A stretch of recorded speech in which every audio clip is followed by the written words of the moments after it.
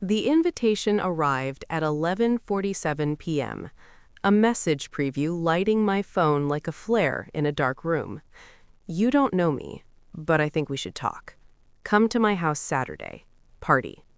Bring your wife.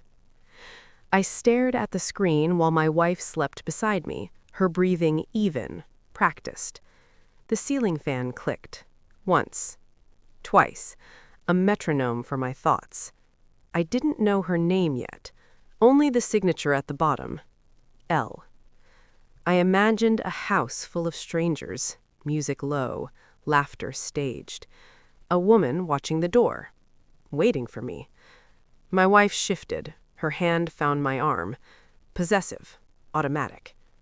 I felt nothing. I typed back a single word. Why? The reply came instantly. Because our spouses already know each other. The room went cold. Not emotionally. Physically.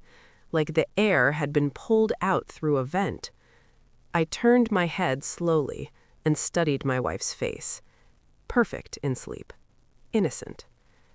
I'd spent years believing calm meant safety, that silence meant loyalty.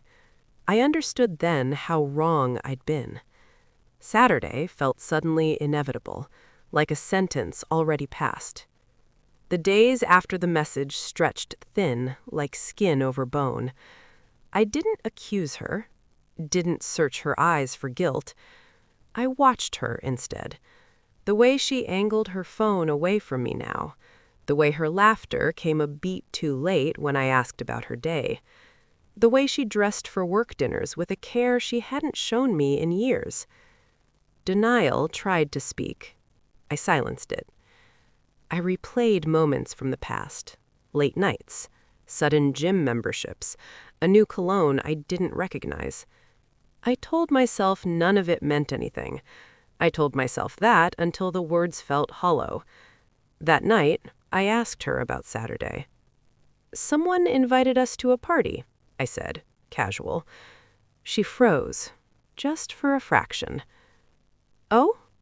A blink too slow. "Yeah, wife is some guy from work." She smiled. Relief bloomed too quickly. "That sounds fun." Fun. The word echoed. I thought about the woman behind the message. L. What she knew. What she'd already lost. And I wondered if she'd planned this carefully, or if pain had simply pushed her into motion. Either way, the board was set, and I was done pretending I didn't see the pieces. I became meticulous. Not frantic, not angry. Precise. I checked phone records first. Patterns emerged. A number she texted more than me. Deleted messages. Calls during hours she claimed to be in meetings. I followed once. Just once. Watched her park 3 blocks from a quiet townhouse. Watched her walk inside like she belonged there. I didn't confront her. I went home and cooked a dinner. I ordered a DNA test kit and hid it behind tax documents. Not because I suspected my son wasn't mine, but because certainty is a weapon. At night, I lay awake cataloging truths, not feelings. Facts. Every discovery sharpened something inside me. A calm focus. She kissed me before bed. I let her. I imagined Saturday. The music, the smiles. I wondered if she'd panic when she saw the other woman, or if she'd already rehearsed an explanation. The test results arrived Friday morning. I didn't open them yet. I wanted the timing to be perfect. Saturday evening. The house was elegant. Warm lights, open doors. Laughter floated like smoke.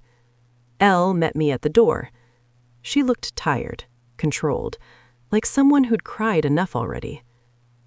"You came," she said. "I always do," I replied. My wife stiffened beside me. The man appeared moments later.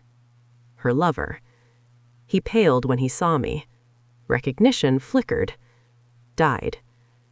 I handed my wife an envelope. "Open it," I said quietly. She laughed nervously. Then she read. Her face collapsed inward.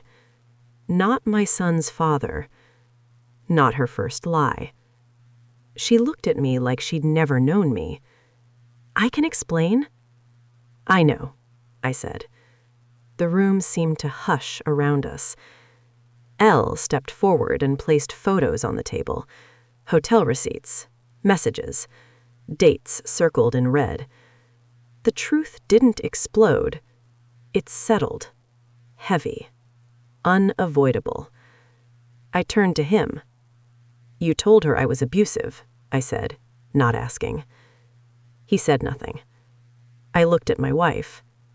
You told him I didn't care. Her mouth opened, closed. I addressed the room.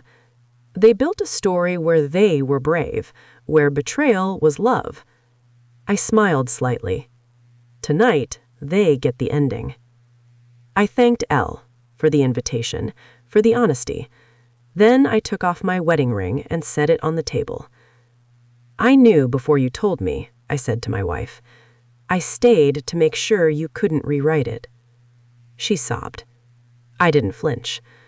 I walked out while the party breathed again behind me. The night air was clean. I felt lighter than I had in years, not because I'd won, because I stopped losing. I didn't look back at the house or the people inside it. Some truths don't need witnesses. They just need to be seen.